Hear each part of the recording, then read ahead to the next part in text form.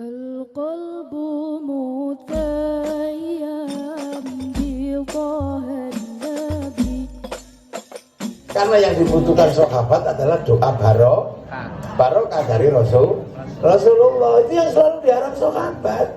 Makanya sahabat itu kalau bersin aja nunggu Rasulullah, nunggu ada Rasulullah gitu. Alhamdulillah Rasul yarhamu kalau. Lah kalau Rasul yarhamu kalau ya orang ini udah selamat itu, didoakan yarhamu kalau sama Rasul. Makanya para sahabat itu selalu berharap mendapatkan makanan yang sudah mendapat doa barik lana dari Rasulullah. Karena makanan yang sudah mendapatkan doa barokah dari Rasulullah itu berubah menjadi makanan barokah. Lah makanan yang barokah itu kalau dimakan jadi daging barokah. Lah daging barokah itu enggak dibakar sama api neraka. Maka barik lana temannya wakina ada. Nah, inilah. Maka kemudian sebagian dibawa pulang untuk anak, untuk istri yang di rumah, namanya berkat karena doanya barik lana. Makanya orang dulu kalau lagi ada maulid apa tabarruk maka makanan yang enak-enak. Gitu loh. Lah kadang orang sekarang nanya, masa makanan bisa nyimpen barokah? Lah jangankan makanan, kaset aja bisa nyimpen suara, handphone bisa nyimpen gambar. Lah makanan itu yang nyimpen suara, nyimpen doa. Loh itu kan makanannya sendiri dimasak-masak sendiri, masa berubah menjadi makanan barokah? Kalau sudah didoakan nilainya berubah, kayak laki-laki dan perempuan. Laki-laki perempuan itu celananya merah, terus bajunya hijau. Itu kan mungkin satu PDI, satu P3 atau PKB gitu hijau. Nah, datanglah ke KUA. Begitu di KUA, naibnya ini benar mau nikah? Ya sudah. Siapa walinya? Ini. Ya dah, angkah tu kawaza wajtuka sopo wadyo qabil tu nikahah wa tajwija bil maril. Ya sudah, kiainya langsung barokallahu laka wa barokah alaika. Begitu keluar dari KUA, ini kan bajunya juga masih sama. Iya. Kalaupun ada tai lalatnya gitu, tai lalatnya juga masih sama.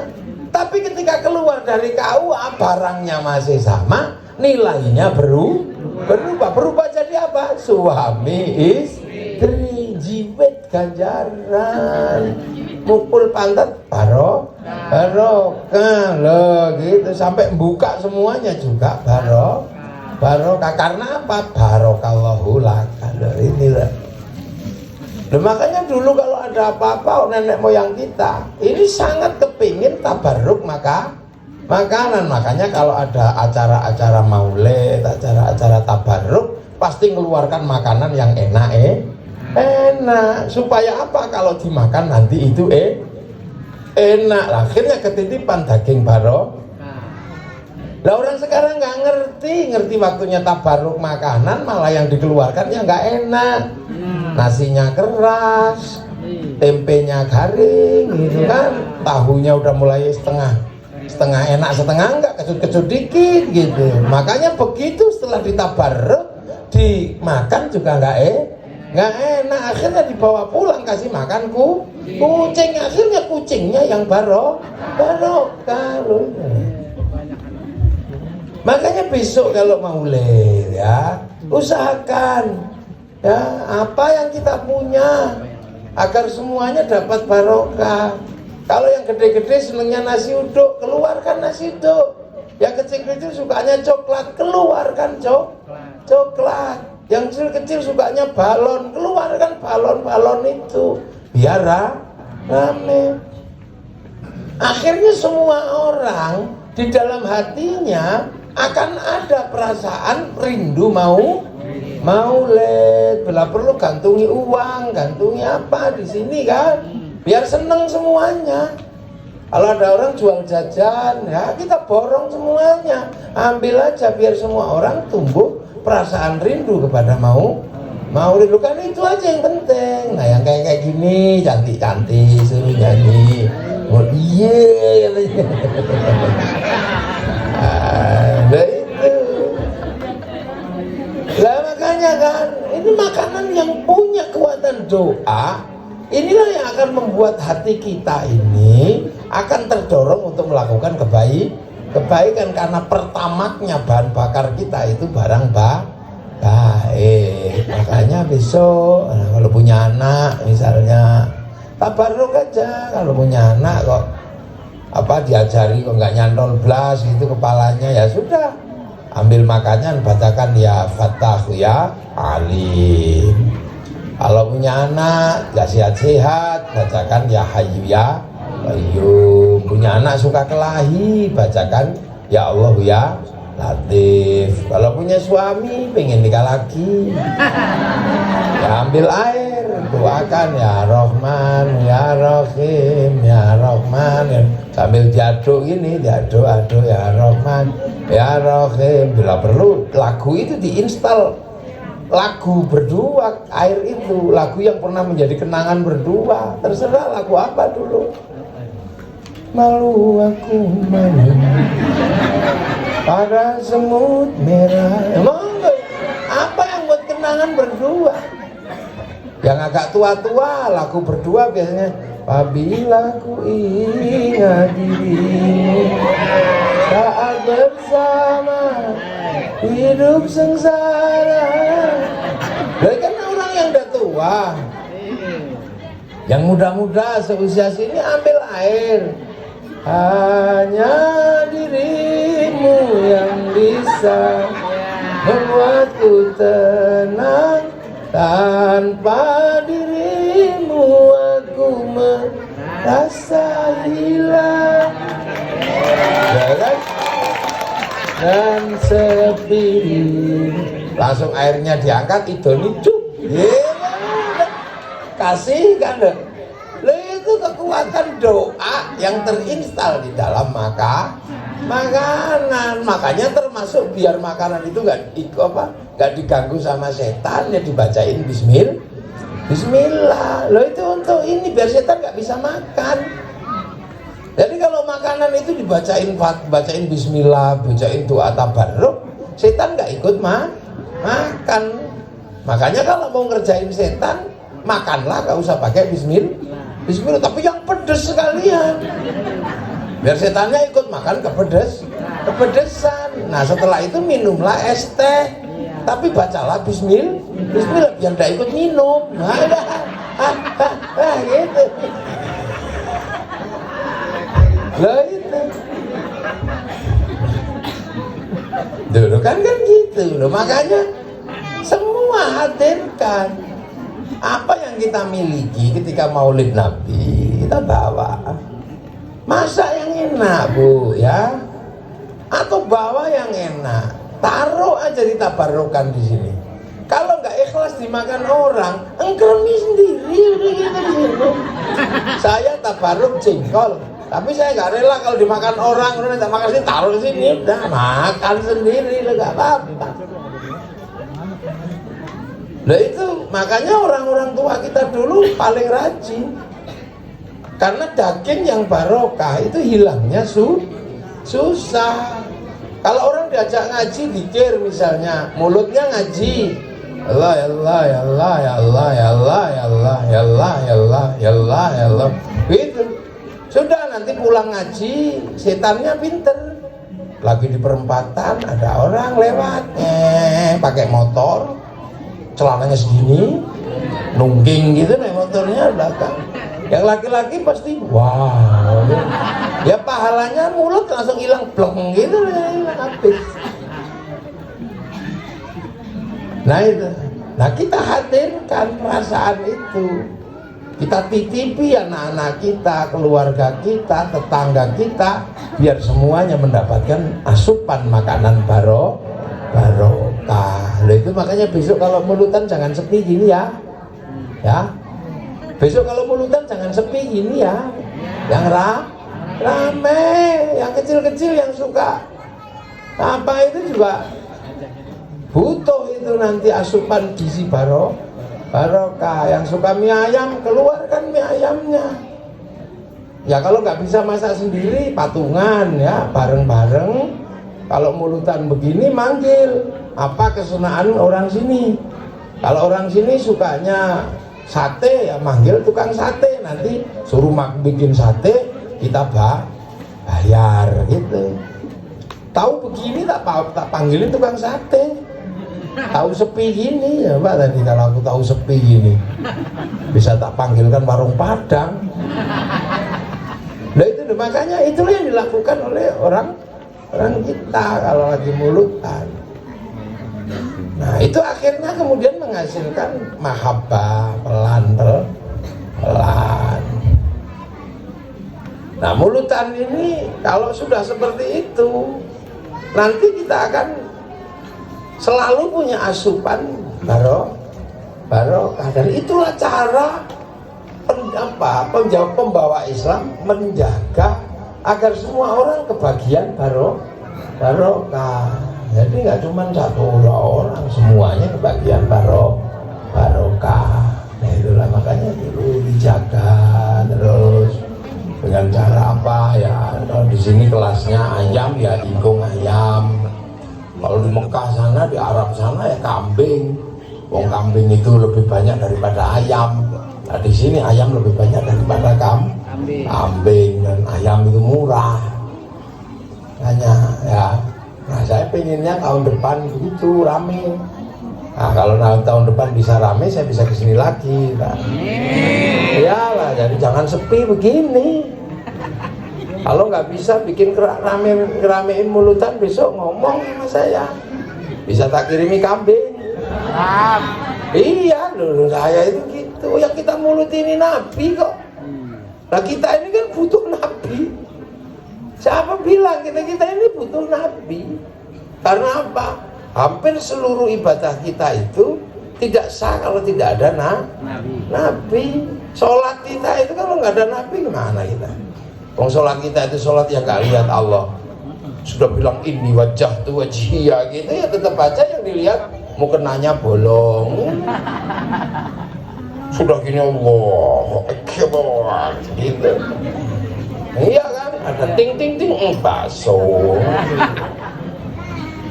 Apalagi kalau subuh, Bismillahirrahmanirrahim. Sabbihisma rabbikal a'la alladzi khalaqa fasawwa. Lama ini mesti. Kenapa enggak kulhu aja kan gitu. Lama ini.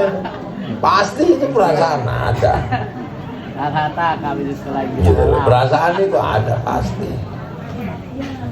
Nah akhirnya kan kita ini, sholat kita ini kan campur macem-macem. Tapi sholat kita itu diterima oleh Allah karena dititipkan ke Rasulullah. Sebab kita titipkan dengan baca sholawat Allahumma sholli ala Sayyidina Muhammad wa ala ali Sayyidina Muhammad. Nah, tapi ada orang-orang tertentu yang sekarang masih meributkan. Yang benar nggak pakai Sayyidina. Lah gitu aja kok ribut.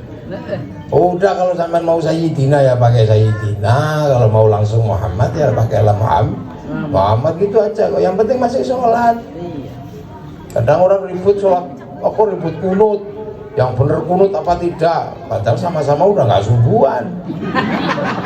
Nah, ada itu karena ribut. Sekarang orang ini aneh-aneh pertanyaannya.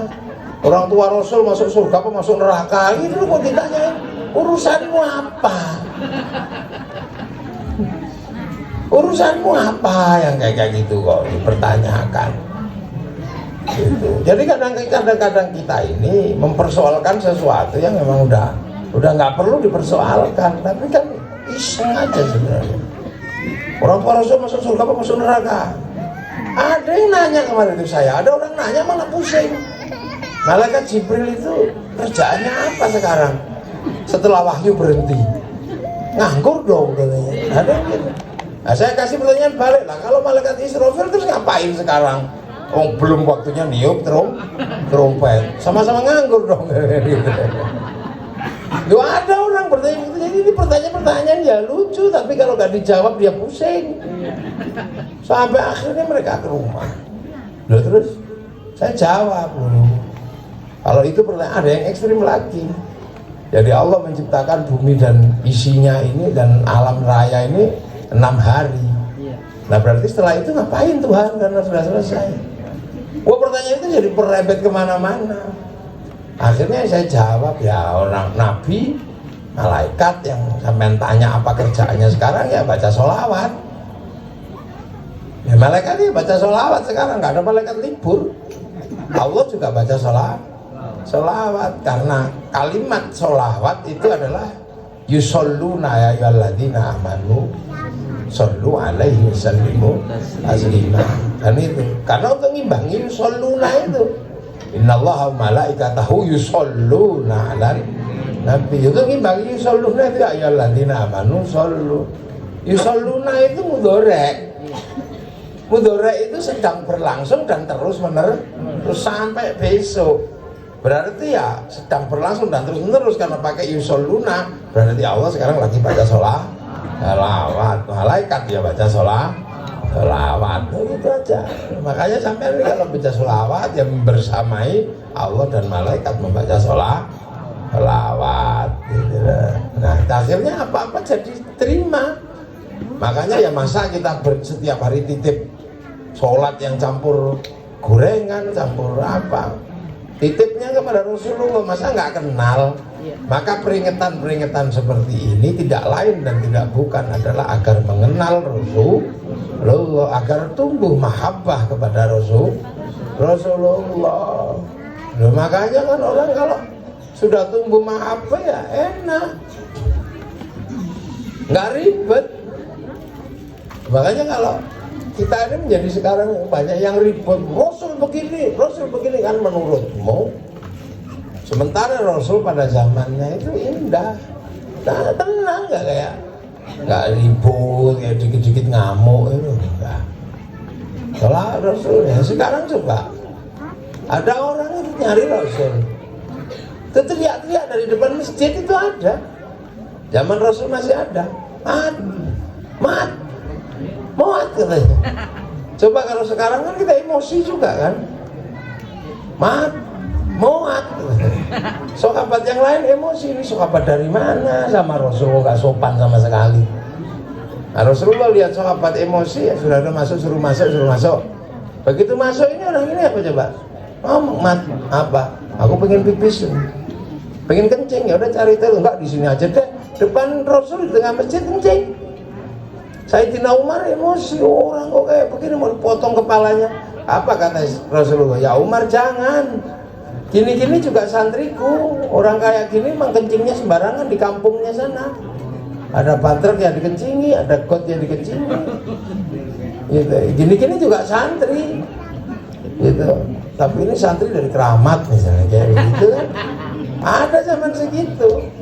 Makanya sampai di Al-Qur'an ada wajah amin afsal Madinah. Aqsa itu jauh yang nggak terkira.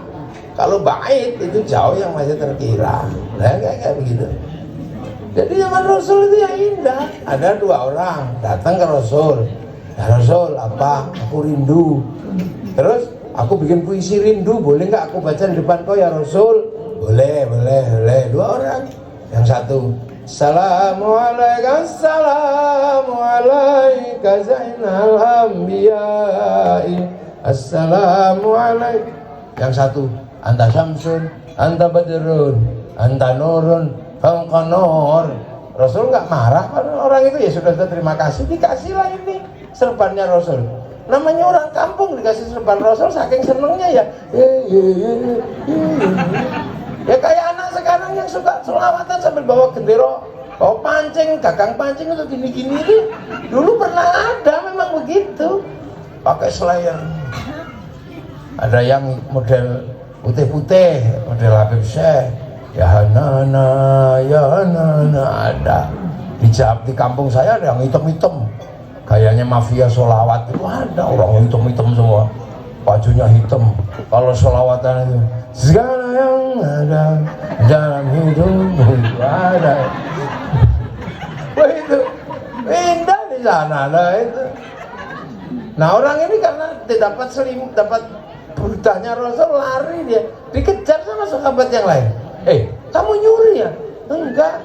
Kamu nyuri? Enggak, aku dikasih. Tadi muji Rasul, gak marah. Aku malah dikasih ini. Oh, gak marah. Bener, kalau gak percaya besok dah orang sekampung ayo datang ke rumah Rasul.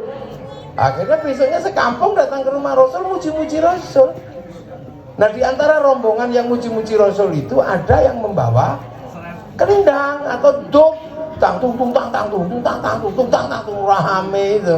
Sahabat Ali masuk, Rasulullah, sahabat Utsman di situ rame. Lama-lama ada Sayyidina Umar masuk. Oh ini apa ini tang tung bikin pusing ya. Kendangnya dibanteng pecah. Makanya akhirnya kemudian ada yang mengatakan bahwa sholawatan pakai terbang itu nggak boleh. Nah kan, sampean nggak boleh sholawatan pakai terbang begini. Karena Sayyidina Umar banting terbang, banting kendang. Nah siapa yang ngajari sampean sholawatan boleh pakai kendang itu? Nggak boleh. Jadi dengerin ini, nggak boleh sholawatan pakai terbang gitu, nggak boleh. Karena Sayyidina Umar banting terbang.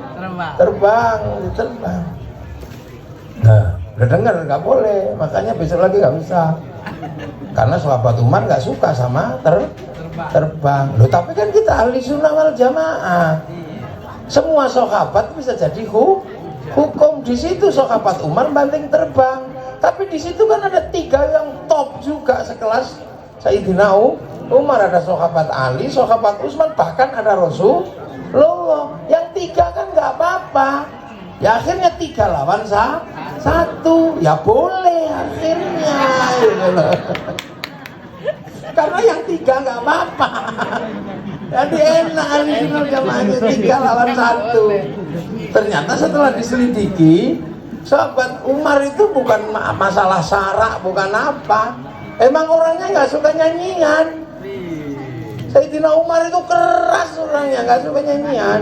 Kalau baca Quran serem. Bismillahirrahmanirrahim. Alhamdulillahirabbil alamin. Sayyidina Umar serem, orang takut semua. Nah kalau Sayyidina Ali itu lembut. Bismillahirrahmanirrahim. Kenapa tadi nggak bilang Allah? Kenapa tadi kau enggak? Loh, berarti orang Betawi ini juga bukan orang yang keras sebenarnya. Lembut. Kalau ini orang keras pasti wah gitu tadi, buktinya enggak. Bismillahirrahmanirrahim. Allah, buktinya diem, enggak ada. Berarti orang Jakarta ini orang yang berhati lembut. Makanya kalau yang suka teriak-teriak jangan-jangan bukan orang Jakarta gitu. Gitu lah, lembut. Sahabat Ali itu, makanya Sayyidina Umar itu memang keras orangnya. Makanya ketika sahabat Umar itu meninggal, sahabat Ali nazar, orang kok keras kayak begini, kalau meninggal ditanya malaikat mungkar nakir jawabnya apa kira-kira. Maka meninggalnya Sayyidina Umar, kuburannya di kuping begini. Ya karena sama-sama wali ya denger. Malaikat mungkar nakir sopan. Assalamualaikum. Salam. Siapa itu? Mungkar nakir ya Umar. Ada apa? Mau nanya. Nanya apa? Marobuka. Ya Allah. Apalagi? Udah itu aja nggak jadi. Udah. Itulah. Jadi ada kayak begitu. Makanya kisah-kisah sahabat itu macam-macam. Jadi kita ini kadang cari perumpamaan yang serem-serem. Nah, cara-cara sahabat itu berlaku di mana-mana, gayanya begitu. Ada sahabat itu memang nggak pinter. Dia dari kampung, dia dari pelosok, pergi haji. Karena orang kampung pergi haji nggak bisa doanya haji. Begitu waktunya tawaf nggak ngerti doa tawaf itu apa. Langsung aja dia muter Ka'bah seharian, ya Karim, ya Karim, ya Karim, ya Karim, ya Karim, ya Karim. Sampai orang haji itu geger semua. Ini aliran apa? Tawaf seharian kok ya Karim, ya Karim. Akhirnya orang ini lapor kepada Rasulullah, ya Rasul, apa di Ka'bah sana ada orang tawaf tapi kok nggak ada bacaan apa-apa, cuman ya Karim, ya Karim. Masa? Iya, kalau Rasul nggak percaya, datangilah. Udah sholatnya datang ke Ka'bah, beneran ada orang tua, ya Karim, ya Karim, ya Karim, ya Karim, ya Karim, ya. Lama-lama Rasulullah ini kan ngikuti orang ini nggak sabar artinya pengen nirukan juga. Ya Karim, ya Karim, ya Karim, ya Karim, ya Karim, ditirukan sama Rasulullah, ya Karim, ya Karim. Akhirnya orang ini marah. Siapa yang menirukan ya Karim di belakangku ini? Awas nanti tak banting ini. Akhirnya begitu sepi, begitu Rasulullah ikut nirukan ya Karim, orang ini marah. Rasulullah dipegang, cok gitu, dipiting gini. Kamu ya yang nirukan aku ya Karim, mau dibanting Rasul itu, dari tekuk gitu. Kamu yang nirukan aku ya Karim, awas kamu. Di sini nirukan aku ya Karim, tak adukan kamu sama nabiku, tak adukan kamu sama kekasihku. Nah Rasulullah kan merasa nabi, ya nanya lah, nabimu siapa? Nabiku Muhammad. Rasulullah, Muhammad siapa? Muhammad ibni Abdillah. Rasulullah madek, ya Allah, berarti ini umatku ini, tapi belum pernah ketemu aku pasti. Akhirnya Rasul nanya, kamu sudah pernah bertemu sama Muhammad? Belum. Pokoknya kamu nanti bawa ke sana, banting lagi di sana. Lo ada kayak gitu. Gitu lah. Wah, banting lagi kamu di sana. Nah, Rasul nangis, akhirnya terharu karena ternyata itu umatnya sendiri. Itu adalah umat Rasulullah. Nah, melihat Rasulullah terharu dan menangis, orang ini tambah semangat. Nah, gitu aja nangis gitu. Awas kamu belum pernah ketemu sama Muhammad, kata Rasulullah. Belum. Awas kamu tak banting lagi di sana. Langsung di dalam situasi kayak gitu, malaikat Jibril turun. Ya Muhammad, kamu nangis karena dibanting orang itu ya? Bukan Jibril, aku nangis bukan dibanting orang ini. Tadi dia tawaf nirukan ya Karim. Lah tak tirukan lah, dia marah, aku dibanting itu. Tapi begitu dia bilang aku mau diadukan pada nabinya, kan nggak tanya nabinya siapa, nggak tanya nabinya Muhammad. Berarti kan aku sendiri, berarti ini kan umatku. Berarti orang ini belum pernah ketemu sama aku. Orang ini belum pernah ketemu sama aku. Ini nabiku, apa ini umatku. Nah aku terharu, Bril. Sakitnya di sini. Lah akhirnya malaikat Jibril, ya udah Rasul Muhammad, kamu ngaku aja deh daripada kamu dibanting terus sama orang ini. Akhirnya Rasul bilang, ya Mas, apa? Kamu belum kenal Muhammad? Belum, mau tak banting ke sana. Mas, Muhammad itu aku. Hah? Muhammad itu gue yang itu nanya. Rakut Rasul minta maaf. Ya Rasul, aku dari kampungku itu bodoh semua, yang paling pinter cuma aku. Ya bisanya ya Karim itu, makan ya Karim, apa ya Karim.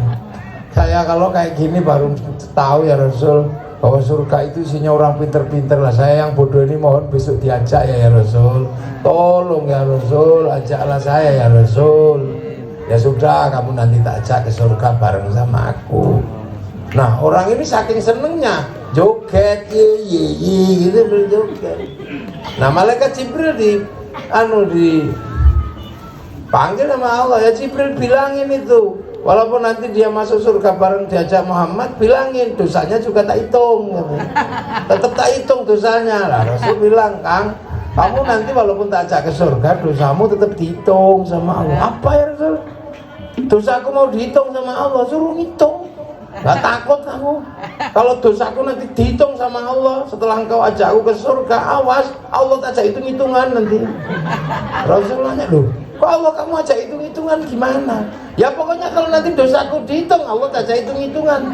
Seberapa besar dosaku kan kuhitung dengan seberapa besar pengampunan Allah. Kalau Allah maha pengampun, gak mungkin dosa gini aja kok dihitung. Kalau dosa gini aja dihitung, nggak usah pakai gelar maha pengampun. Maha pengampun oh gini aja dihitung. Rasulullah nangis, orang ini juga nangis. Rasul mikir, ya Allah, orang ini tak kira bodoh ternyata pintar. Loh, jadi sahabat juga versi macam-macam. Makanya kalau umat Nabi itu macam-macam gayanya. Nah itulah versi dari dulu juga begitu. Makanya nggak usah heran kalau lihat umat Rasul berbeda. Udah terima aja. Ada yang berjenggot, ya nggak apa-apa, syukur. Ada yang kemudian pakai celana cingkrang, ya syukur. Ya sudah lah, pakai apa saja. Umat Nabi itu macam ada yang tetap ubel-ubelan, ya terserah itu, karena dia tidak bekerja. Coba kalau jubahan, kalau pakai imamah besar, gojek, ya nggak bisa. Nggak pakai helm nggak muat. Makanya orang-orang kayak begitu biasanya bukan gojek, juga bukan grab. Coba di kampung saya kalau pakai jubah ya nggak jadi nanam padi. Iya, kalau jenggotnya terlalu panjang ya nggak bisa jualan dawet. Jangan-jangan copot, ya orang sesuai dengan. Dan itu sudah bukan sesuatu yang terjadi ketentuan syar'i gitu, ya. Kan gitu, ya coba. Nah inilah yang kayak begini. Tapi bahwa ada satu hal yang pasti, cara-cara ulama itu ketika membawa Islam ke sini luar biasa. Itu disesuaikan dengan zamannya, Pak. Nah itulah maka kita jadi umat Rasul ini dengan peringatan Maulid yang sabar, yang tenang. Itu karena cita-cita Rasul yang sangat didambakan itu bisa berlaku di Indonesia. Apa?